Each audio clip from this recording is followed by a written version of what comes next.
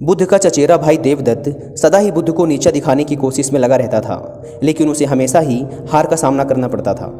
एक बार जब बुद्ध कपिलवस्तु पहुँचे, जो कि उनका जन्मस्थान था जहाँ के वे राजकुमार थे, तो अनेक कुलीन शाक्यवंशी राजकुमार उनके अनुयायी बने।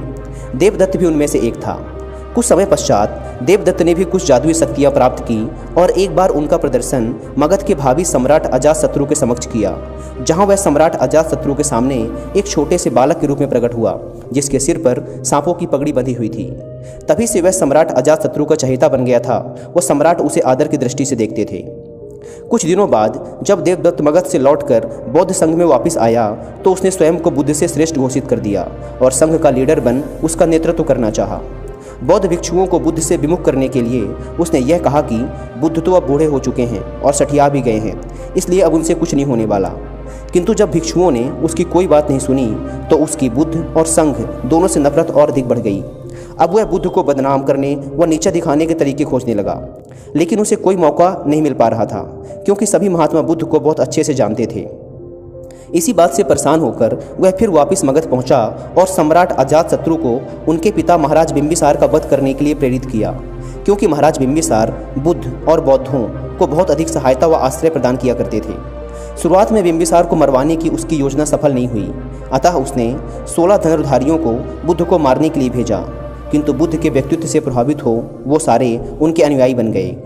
इस बात से देवदत्त बुद्ध पर इतना अधिक क्रोधित हुआ कि जब एक दिन बुद्ध ग्रीककूट पर्वतों को पार कर रहे थे, तब उसने बुद्ध को मारने के लिए उन पर एक बड़ी सी चट्टान लुढ़कवा दी।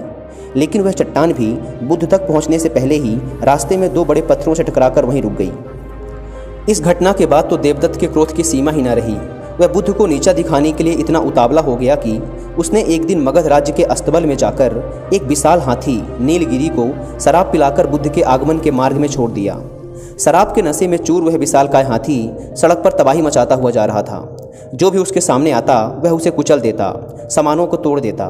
नीलगिरी के आने से सड़कों पर खलबली मच गई और लोग यहाँ वहाँ भागने लगे। तभी बुद्ध भी वहाँ आ पहुँचे। ठीक उसी समय एक घबराई महिला अपने बच्चे को हाथी के सामने ही छोड़ भाग खड़ी हुई। जैसे ही नीलगिरी ने बच्चे को कुचलने के लिए अपने पैर बढ़ाए, बुद्ध ठीक उसके सामने जा खड़े हुए। उन्होंने हाथी की आंखों को घूरा व उसके सिर को थपथपाया। बुद्ध के स्पर्श से नीलगिरी उनके सामने अपने घुटने टेक कर बैठ गया। यह देखकर वहाँ उपस्थित लोग आश्चर्यचकित रह गए। अब वहाँ के लोगों के दिलों में बुद्ध के लिए सम्मान और भी अधिक बढ़ चुका था। नीलगिरी हाथी की इस घटना के बाद देवदत्त को पूरे मगध राज्य में बदनामी का सामना करना पड़ा। लोगों ने देवदत्त को इतना भला बुरा कहा व उसका इतना मजाक उड़ाया कि देवदत्त को तत्काल ही नगर छोड़कर भागना पड़ा। तो दोस्तों, इस कहानी से हमने सीखा कि सत्यमेव जयते, केवल और केवल सत्य की ही विजय होती है।